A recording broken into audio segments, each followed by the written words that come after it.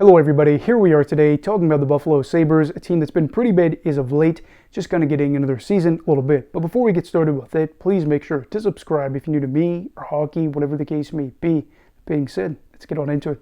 So the Sabres for over a decade now have been an organization not a lot of people have tried to mimic, as the rebuilds have not been very fruitful, and this has been a team that has just been really bad for a good chunk of the 2010s and parts of the 2020s. But in recent years, things have got better for them, and they're hoping that maybe a playoff appearance could happen for a variety of reasons. They were kind of optimistic. They were a side that is young, got some talent. They had a good season by their standards a couple of years ago, and then brought in Lindy Ruff, a head coach that had seen success with this organization before. But the aspirations are not matching up with reality right now, as reality is smacking them in the face, as they're on pace for 66 points out of the year. They are well out of a playoff spot, and are a group that, instead of making a postseason run or appearance, mind you, is probably set to finish last in the Eastern Conference, and that is pretty shocking for this team, as in all honesty, they look like not a playoff team, but a side that could be a bottom two organization by the end of the year. Now this has been helped recently by Buffalo's 11-game skid, and over their past 11 games they've gone 0-8-3, not picking up a lot of points, and I know a lot of people say, well, they've been in some one-goal games, 6 of those in this time have been losses, of course, over this 11 games. But there have been some stinkers along the way, and I think the most recent loss in particular was the most gut-wrenching, the most disgusting, as they have the organization kind of go in, talk to the locker room, and say, we believe in you guys. We still think you can do something, and we're not going to make a bunch of big changes. What do? They go out there and they lose 6-1 to a division rival that is one spot ahead of them, not only in their division, but in the entire conference, as the Montreal Canadiens beat them 6-1. And the thing here is I'm pretty sure Montreal had that lead like halfway through the second. Either way, they're up 6-1 in the second period, I believe, if not 5-1. The point stands that even though Patrick Laine's back and the Habs could improve, this is still a team that sits 15th in the entire Eastern Conference, and they got spanked by them. They just actually got pummeled.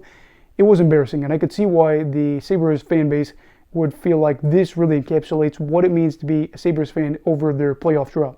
Now, does that ramble really mean anything? For some, probably not, but I do think a lot of points stand here with that loss that just really kind of puts a feather on the cap of things that have gone bad for them over this 11 games, as they have the second worst save percentage over this time, the most high danger goals allowed over this period, the most goals allowed as well, 2 with 44, and have just seen a lot of things not work out for them. Part of this is a power play. They have 2 power play goals over their past 11 games. They sit 30th in the league for power play percentage. This thing has been ice cold for the year.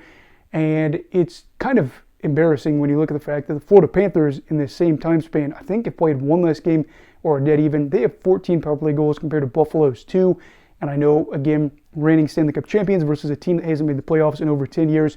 But there shouldn't be that big of a difference. And there's some other things along the way that you could say, oh, this hurts. JJ Peterka hasn't scored a lot over this 11-game period.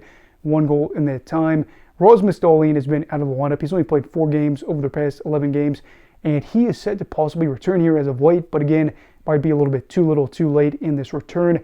And then you have some other things that really aren't ideal, like Ryan McLeod, especially at full strength. He's been outscored 92 in this time, but I will back up Ryan here. His expected results versus actual results have not been great, and we can't really pin that all on him, as he's close to about a 50-50 for expected goals for percentage, but still, just things not really working for them. When you're allowing a lot of goals, the power play is not scoring, and some of the guys like Peterka that you might rely on a little bit more to score have got 1 goal over a 10-plus game span. You can see how things really are not ideal.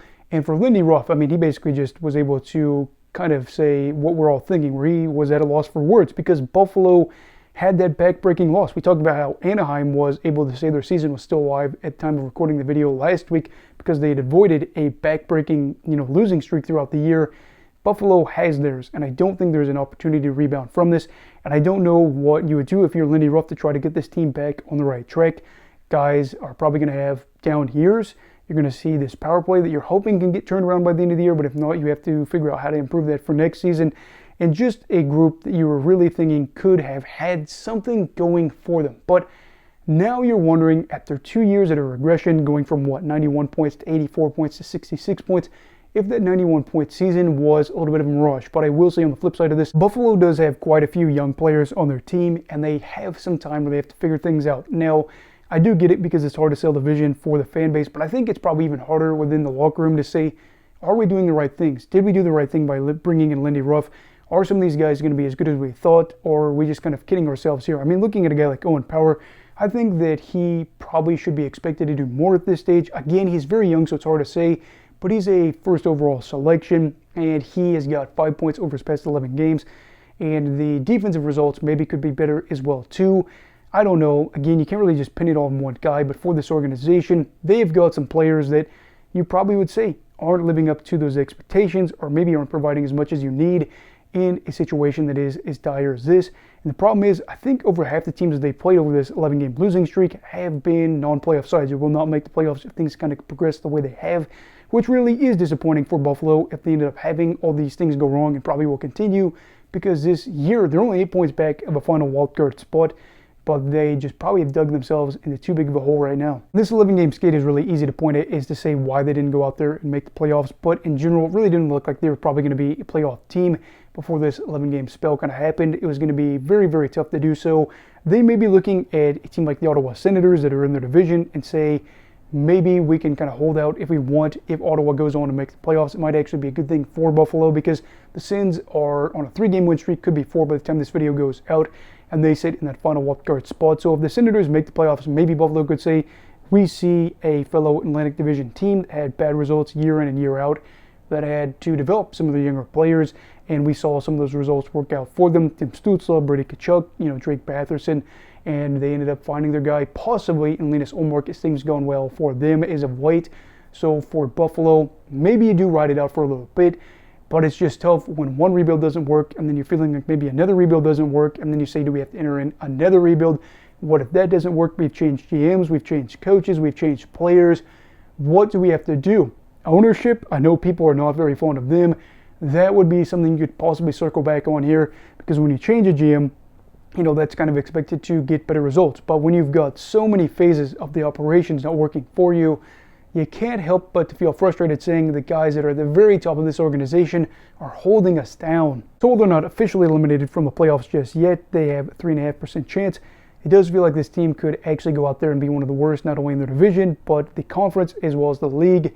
And you wonder if maybe they could flirt with a team like Chicago for the worst record in the league, which wouldn't be the end-all be-all. But again, for Buffalo, there are just certain teams at a stage in a rebuild, you say we should not be the worst team in the league, and the Sabres really probably shouldn't be that bad. So I don't know, just one of those deals where when you do a channel as long as this, even though it's only been 4 years, you get tired of talking about a team being bad, and you want them to be better. Teams like Chicago, Anaheim, Buffalo. It's not fun always having to be the bearer of bad news. When you're recording these, you like the fact that Ottawa goes on a run, and say you feel a little bit hopeful for them. As I just recently did a video talking about why I don't think Ottawa will make the playoffs, and I still don't think they will. But guess what? It is amazing to be nearly halfway through the year talking about Ottawa maybe making the playoffs. And I want Buffalo, Chicago, and Anaheim to be in that situation. The Sabres in Chicago, though, especially, could be in a spot where they are saying, hey, we got the first overall pick. So anyway, what are your thoughts on the Buffalo Sabres for this year? Do you feel like they will be able to claw their way back out of this spot? Do you think it would be absolutely embarrassing if they finish bottom of the division? Even looking at something like that, I think that would be a real low for them in recent years. But I want to hear your thoughts. Leave those down below in the comments. Also, please make sure to like this video if you enjoyed it. Subscribe if you're new. Everybody stay safe. Have a great night. And you go the fall, yo Reds. Goodbye, Brigadiers and Brigadettes. This is your captain signing off. Have a great night.